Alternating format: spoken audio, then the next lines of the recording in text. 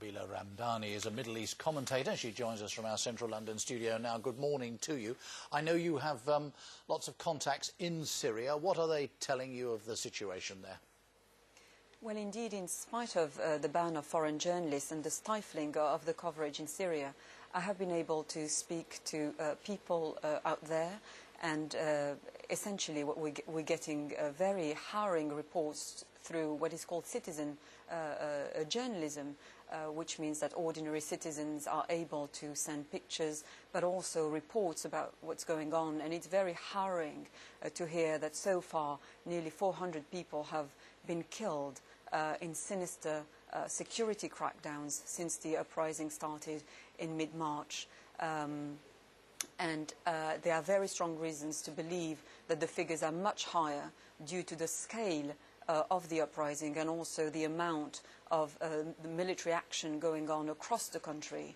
And the city of Deraa in particular, in the southern part of the country, which is the backbone of the uprising, is now going through its Benghazi moment, by which I mean that what is happening at the moment in Deraa is exactly what we feared would happen in Benghazi.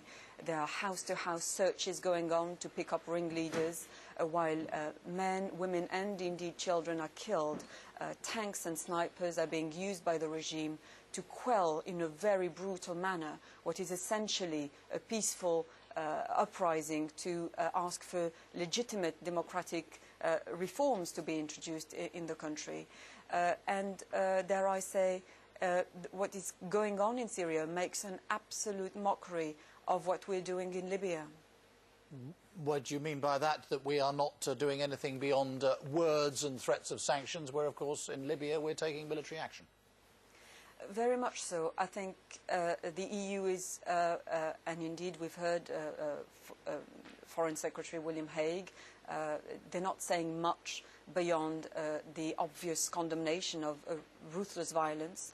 The Americans are being far from impressive by evacuating their own staff, which means that they're protecting their own citizens only.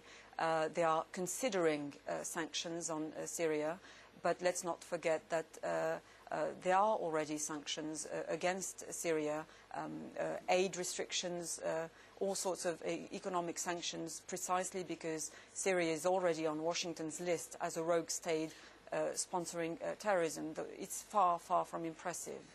Now, President Assad, his father, of course, was president before him and well known for being extremely ruthless, and yet this young man came in and there was talk of reform, repeal of emergency laws.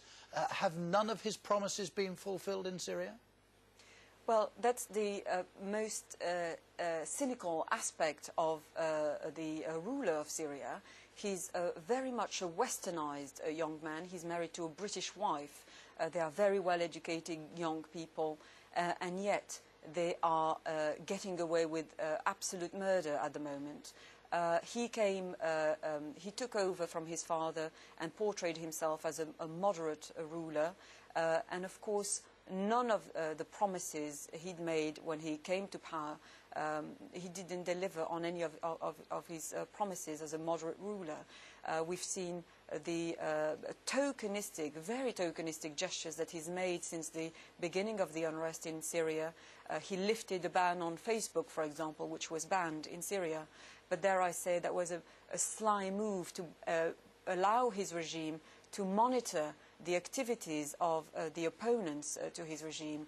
A state of emergency has been lifted when actually the country is very much in a state of emergency and needs genuine and profound democratic reforms. So, of course, this is not enough at all, and the protesters are not buying that at all, and they want the end of a brutal rule.